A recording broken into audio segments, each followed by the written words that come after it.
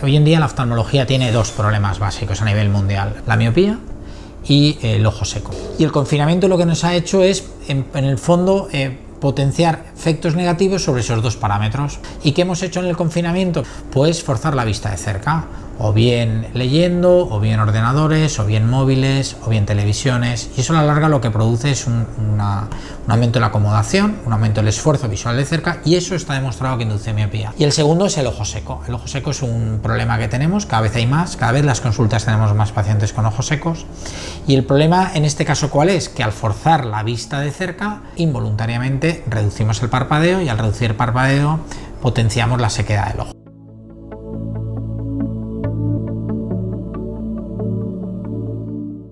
Empezamos una nueva fase de nuestro confinamiento, empezamos una nueva fase en nuestras vidas, pero no va a ser del nada al todo, es decir, esto va a ser progresivo, de manera que sí, todavía nos quedan unas semanas, unos meses de dedicarle más tiempo a estar en casa. De manera que esos dos factores negativos hay que intentar mejorarlos. ¿Y cómo lo podemos hacer? Vamos a hablar de la acomodación. La Academia Americana de Oftalmología, en la parte pediátrica, aconseja una regla tan fácil como la que ellos denominan 20-20-20. ¿Qué quiere decir? Pues que cada 20 minutos de esfuerzo acomodativo de cerca hagas 20 segundos, y el tercer 20 es lo que ellos han medido 20 feet, que son 20 pies, que es aproximadamente 6 metros. Es decir, durante 20 segundos relajar la mirada mirando al infinito.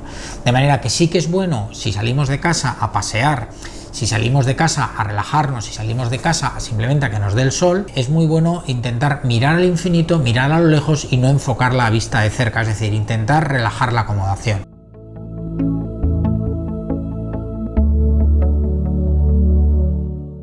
Mirar al sol es absolutamente negativo para la vista, para una capa del ojo que se llama la retina, pero es verdad que el aporte de sol genera como una especie de mecanismo de defensa también con la miopía.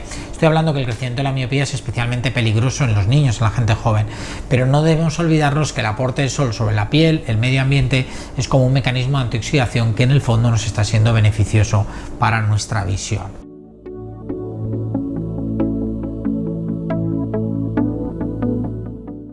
Acordarnos de cambiar la posición de la mirada, es decir, porque cambiando la posición de la mirada involuntariamente parpadeamos, y eso supone un efecto beneficioso sobre nuestra lágrima. También es verdad que podemos tener un aporte extra de una lágrima buena que nos podemos poner, sobre todo cuando tengamos síntomas de sequedad. Recordaros que hay síntomas variados de lo que supone la sequedad en los ojos. Cuando uno le lloran los ojos, una de las causas del lagrimeo es por sequedad. El ojo no puede estar seco, de manera que provoca como un mecanismo reflejo para intentar defenderse, pero ese lagrimeo no es bueno. Picores, escozores, sensación de arenilla, sensación de cansancio, sensación incluso de que tienes variaciones en la visión, son síntomas relacionados con la sequedad.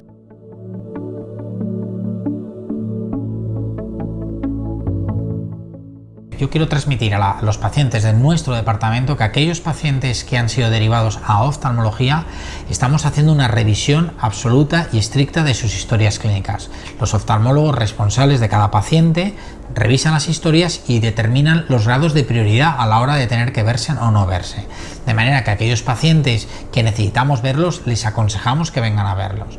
Aquellos que consideramos que su visita puede alargarse en el tiempo, nosotros hablamos con ellos, les decimos un poco lo que pueden tener o no tener, y aquellos síntomas de alarma o no de alarma. Ante la presencia de síntomas de alarma, ¿qué puede ser un síntoma de alarma? Una pérdida de visión brusca, una mancha que no se veía, un dolor intenso. Cualquier duda se puede venir de urgencias, que en cualquier caso se le vería por esa vía de urgencias.